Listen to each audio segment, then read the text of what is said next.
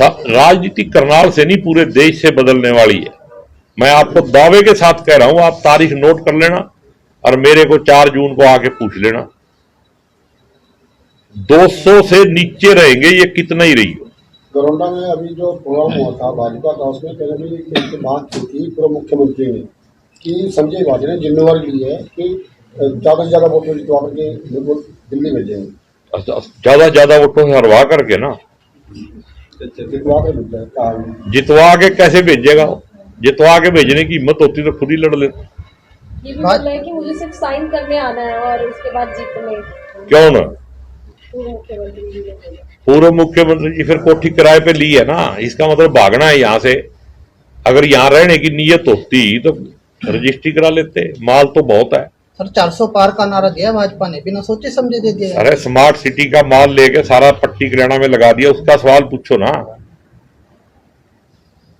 70 साल 737 करोड़ करनाल में आया है।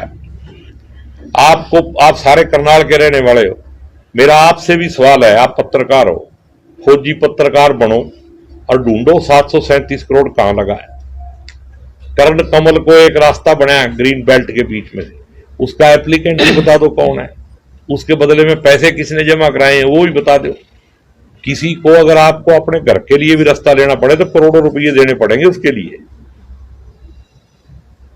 कौन एप्लीकेंट है उसका? रातों रात बना दी और स्टे आ गया था उस पर। 4 घंटे उस स्टे आने के बाद भी उस पर काम चलता रहा। सरकार को परवाह ही नहीं है। सर आपको क्या लगता है, आपने रातों रात की बात करी, यहाँ दिन के अंदर ही जो है सीएम बदल दिए गए और उनको लेकर क्या लगता है कि इससे कोई फर्क पड़ने वाला है या कहीं ना कहीं उसका फायदा होगा या नुकसान होगा? जिस तरीके से नायब सिंह सैनी को बनाया गया, क्योंकि अनिल विज भी हैं और कहीं ना कहीं पहला चेहरा तो हर कोई उन्हीं को देख रहा था। देखो, अब मैं ज्यादा कहना नहीं चाहता, दूसरी पार्टी का मामला है ये। एक बात तो इस बदलाव से तय होगी कि अगर अनिल विज जैसे ईमानदार आदमी को बाबा जैसा आदमी है कोई पूछ नहीं रहा, तो इसका मतलब यह है कि ईमानदार लोगों की, अच्छे लोगों की राजनीति में जगह नहीं है। और एक सवाल और बताता हूं आपको, मैं ही बता देता हूं सारे सवाल। अब खट्टर साहब कहते हैं, जिस दिन विश्वास मत ले रहे थे, नायब सैनी जी भी कह रहे थे कि ये तो संत आदमी है, साधु आदमी है, फिर Z+ की क्या जरूरत है भाई? किससे खतरा है? सिर्फ लोगों पे दहशत बनाने के लिए भी कोई वर्कर मेरे से बात ना करे, आके दूरी बनाने के लिए। लोगों से मिलना तो वो पसंद ही नहीं करते। और अगर वो कहते हैं कि सिर्फ साइन करने आऊंगा तो अपनी जुबान पे रहें, साइन समेत वापस भेज देंगे। सर 2 टुकड़ों में बटी कांग्रेस और बिना संगठन के कैसे हरा पाएगी भाजपा? अरे कांग्रेस का मतलब ही इकट्ठ है। कांग्रेस अंग्रेजी का लफ्ज है और उसका जो हिंदी में मतलब है वो इकट्ठ है। कांग्रेस बट ही नहीं सकती। हुड्डा और सैल जी कब? अरे दो बंदे बट गए तो मतलब कांग्रेस बट गई। कांग्रेस लाखों करोड़ों लोगों के साथ बनती है, 2 लीडरों से नहीं बनती। सर उपचुनाव में सीएम उतरने वाले हैं, यहाँ से आप किसे देखते हैं कांग्रेस का कैंडिडेट जो? देखो, मैंने तो पहले डिक्लेयर कर दिया, आपके माध्यम से राज फेर कर रहा हूं, ना यहाँ पूर्व मुख्यमंत्री जीतेगा ना आज का मौके का मुख्यमंत्री जीतेगा। मेरी भविष्यवाणी है, 4 तारीख को यही मिलेंगे। सीएम सिटी नहीं रहेगी अब करनाल? सीएम सिटी नहीं रहेगी। पहले सीएम सिटी को क्या दे दिया? कुछ मिला आपको?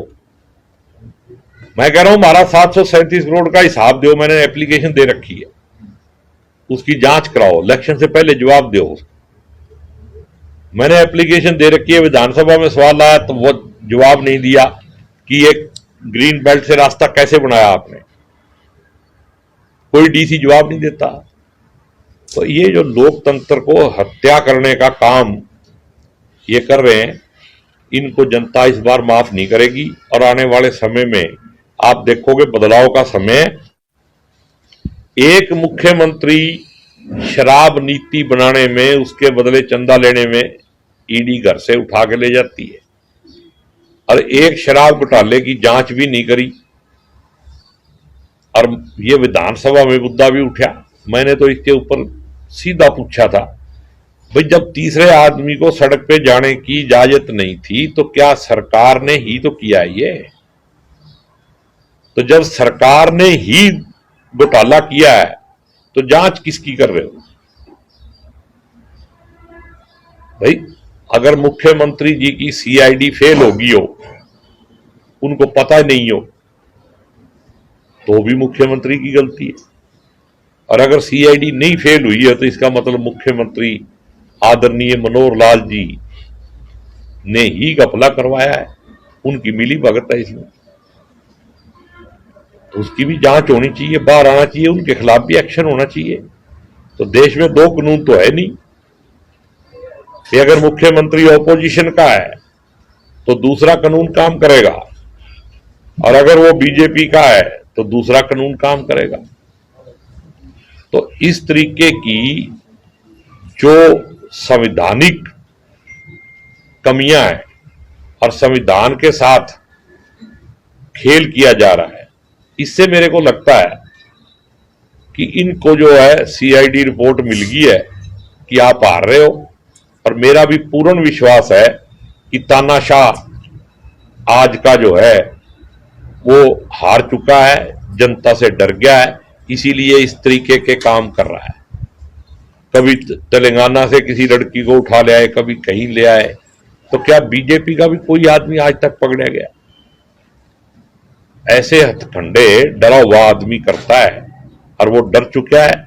और ये मुझे पूरा विश्वास है कि आने वाले इलेक्शन में जनता वर्सेस तानाशाह इलेक्शन होगा और तानाशाह हारेगा। अब तो देखो जो कुछ कर रहा है सरकार, तो कुछ कर रही नहीं है। अब तो इसका मतलब लाठीचार्ज भी इलेक्शन कमीशन नहीं करवाया होगा, ऐसा मैंने सुना भी है और आपको पता भी है। भी आचार संहिता लगने के बाद सारा कंट्रोल जो है वो इलेक्शन कमीशन का हो जाता है। क्या गलत कर रहे थे वो? प्रदर्शन करने का अधिकार खत्म है। अगर आचार संहिता लगने के बाद प्रदर्शन करने का अधिकार खत्म है तो लाठीचार्ज का अधिकार कहां से आ गया? सर पे वार किए गए। चोट लगी है, सबने देखा है, सब निंदनीय काम है। कितने ही घटिया काम कर लो, मैंने कहा ना, अब की बार